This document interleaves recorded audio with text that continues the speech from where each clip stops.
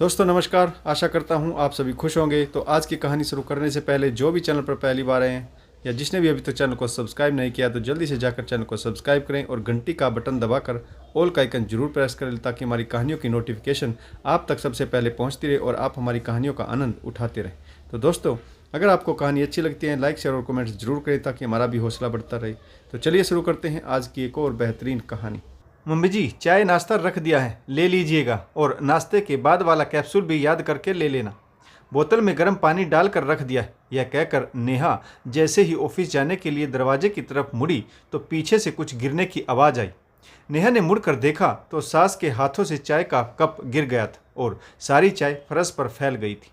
नेहा ने बड़े ही रूखे शब्दों में कहा, मम्मी आप भी ना इतना क्यों बड़बड़ाती रहती हैं? आराम से काम क्यों नहीं करती? चाय उठाने में भी इतनी क्या जल्दबाजी थी? आपने तो मेरा सारा काम बढ़ा दिया। यह कहते हुए नेहा एक रद्दी कपड़ा अंदर से उठा कर लाई और चाय पर गिरा दिया और बोली, इसे ऐसे ही रहने दीजिएगा, मैं जल्दी से आकर आपके लिए दूसरी चाय बना दूंगी। अभी मुझे ऑफिस जाना है, 15 दिन की छुट्टियां ख़त्म हो गई, आगे की छुट्टियों के लिए एप्लीकेशन देकर आनी है। मैं अभी घंटे भर में वापस आती हूँ, तब तक आप थोड़ा इंतज़ार करिए। कहते हुए नेहा बाहर चली गई। राहुल गाड़ी में उसका इंतजार कर रहा था। उसके हाथ में छुट्टी की एप्लीकेशन थी। राहुल बार बार हॉर्न बजा रहा था, जल्दी करो नेहा, देर हो रही, तुम्हारी वजह से मैं भी ऑफिस के लिए लेट हो गया। आज नेहा का धैर्य जवाब दे गया। उसने सास से इतने रूखे शब्दों में कभी बात नहीं की, लेकिन आज उसने परेशान होकर सास को भी कटु शब्दों में कुछ सुना दिया।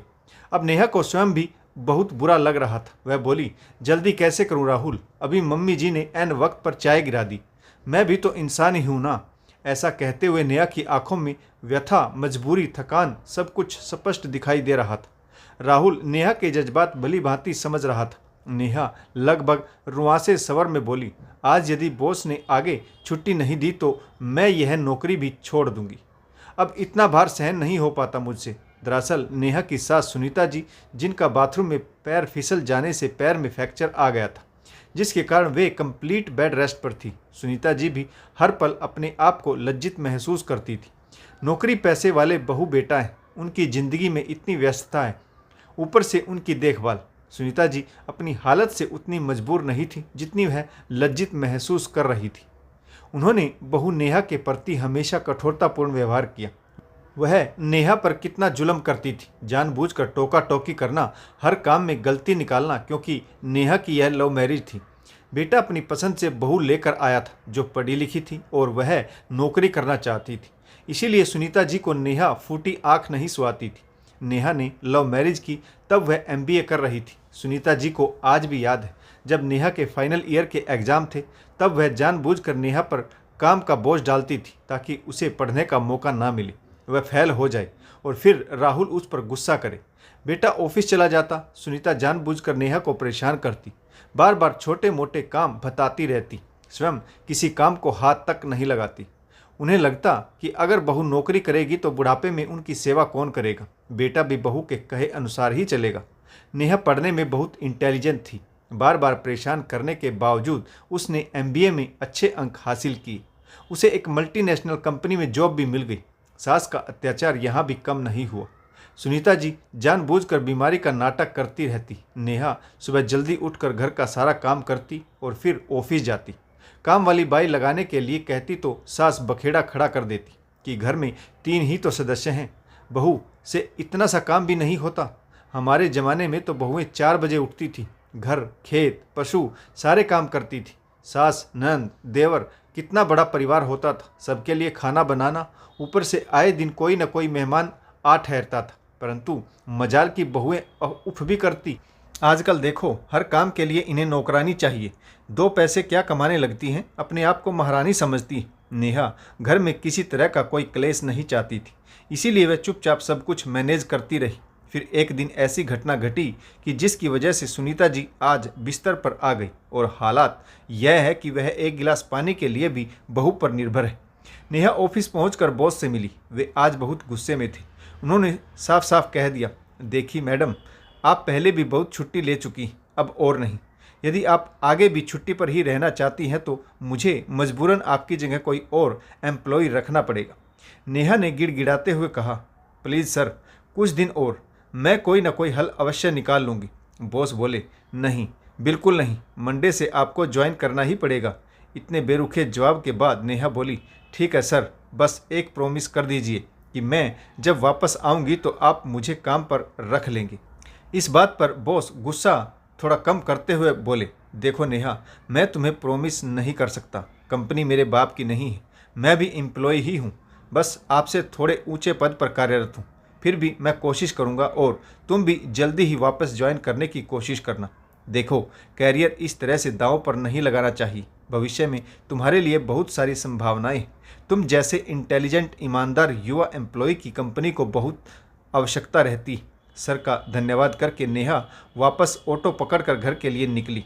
ऑटो में बैठी बैठी वह सोच रही थी कि छोटी सी जगह से उठकर मैंने कितने संघर्ष करने के बाद एमबीए की और मेट्रो सिटी में जॉब करने का सपना भी पूरा किया। बहुत खुश थी मैं। शादी भी अपने मनपसंद लड़के से की। मम्मी पापा ने कभी मेरा विरोध नहीं किया। मेरे हर काम में वे खुशी खुशी शामिल होते रहे। मैं अपना हर सपना पूरा कर सकती हूँ।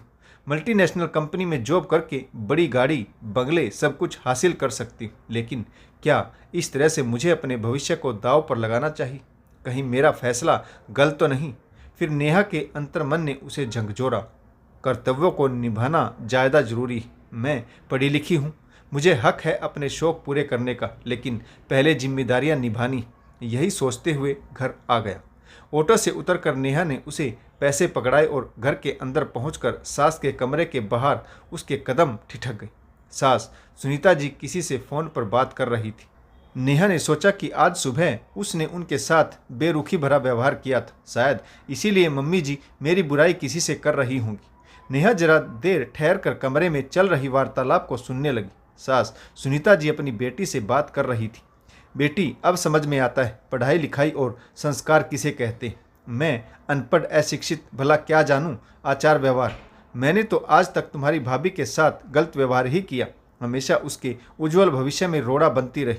वह मेहनत से पढ़ लिख कर सफल बनना चाहती थी, लेकिन मैं उसे कामों में उलझा कर रखना चाहती थी।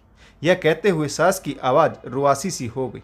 मैंने बहू की जिंदगी में हमेशा कांटे ही बिछाए, बहुत सारी चीज़ें गलत की, परंतु तुम्हारी भाभी ने मेरे साथ हमेशा फूलों का सा व्यवहार किया। सच में इतना ध्यान तो तुम बेटी होकर भी नहीं रख पाती जितना ध्यान आज वह मेरा रख रही। मैं अपने किए पर बहुत शर्मिंदा हूँ। यह सुनकर दरवाजे पर खड़ी नेहा की आंखें नम हो गई। उसने आगे बढ़कर सास के हाथ थाम लिए और बोली, सॉरी मम्मी जी, आज सुबह मैंने आपके साथ बहुत रूखा व्यवहार किया। सुनीता जी ने नम आंखों से नेहा के सिर पर हाथ रखा और बोली, मैं बहुत खुशकिस्मत हूँ जो मुझे तुम जैसी बहू मिली। मुझे माफ़ करना बेटी, मैंने तेरे साथ कभी अच्छा व्यवहार नहीं किया। कल तुम्हारी नंद आ रही, वह 10 दिन रुकेगी। तुम मंडे से अपनी नौकरी ज्वाइन कर लेना। इन 10 दिनों में हम कोई अच्छी सी मेड ढूंढ लेंगे जो दिन भर मेरा ध्यान रख सके और घर के काम में तुम्हारा हाथ भी बटा सके। नेहा की आंखें खुशी से नम हो गई।